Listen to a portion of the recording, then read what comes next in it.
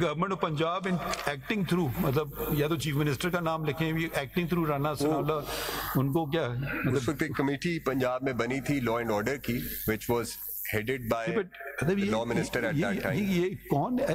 مجھے تو تعجب ہو رہا ہے یہ رپورٹ پڑھ کے. وہ سارا پریمس ہی فلاڈ ہے. وہ اس بات پہ سارا فوکس ہے کہ ان کو وہاں سے یہاں آنے کیوں نہیں دیا. انفیکٹولی پریمس کیا روک سکتے ہیں کسی کو؟ نہیں روک سکتے. آپ کوئی جانا چاہے جائیں، انلیس وہ کوئی جا رہا ہے بندوقوں کے ساتھ تو الگ بات ہے. وہ ہے. اور کسی دوسرے کا یعنی ریزنیبل ریسٹرکشن یہ ہو سکتی ہے کہ پبلک کا کوئی فنڈامنٹل رائٹ آپ پھر نہیں اس میں. کوئی کہہ رہے ہیں میں جا رہا ہوں پروٹیسٹ کرنے، بھائی آؤ پروٹیسٹ کرو، مگر that doesn't mean you take the law into your own hands. Term 5 کا ذرا کنکلوژن دیکھیں کہ بڑا عجیب سرپرائزنگ ہے کنکلوژن.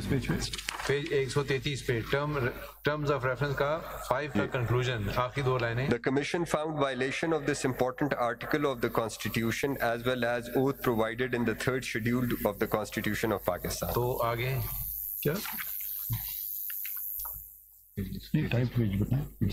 وہ آرٹیکل 5 کو سر لائلٹی ٹو دا اسٹیٹ. ہاں پڑھیں ذرا، آپ دوبارہ پڑھیں. جی. The commission found violation of this important article of the constitution as well as oath provided in the 3rd schedule. کہ جملہ تو کم از کم پورا بنا لو نا، کس نے وائلیٹ کیا ہے اوتھ؟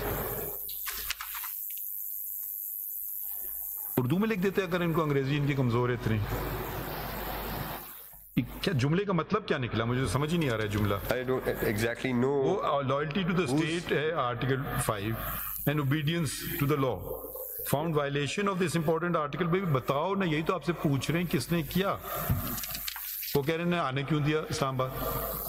یہ تو پھر آپ خود وائلیٹ کر رہے ہیں آئین میں. ہم نے اس ججمنٹ میں کہاں لکھا تھا کہ ان کا حق نہیں آنے کا؟ ہم نے تو بلکہ آن دا کنٹری لکھا تھا کہ right to protest is the right of every citizen. And oath of the 3rd schedule، یہ کس کی اوتھ کی بات کر رہے ہیں؟ The 3rd schedule میں I think وہ تو سارے اوتھ ادھر ہیں نا. کس شخص کی اوتھ کی بات ہو رہی ہے ادھر؟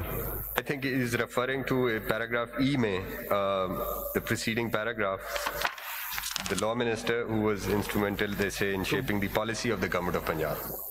پالیسی اور اوتھ میں ان کو فرق نہیں پتا ہے. I don't know what sort of report this is. Commission کے ریکمنڈیشن دینی تھی اور مجھے نہیں پتا کہ کس بات کا خوف ہے. کوئی ریکمنڈیشن نہیں ہے سر. آگے پڑھتے ہیں، اگلا والا پڑھ. جی.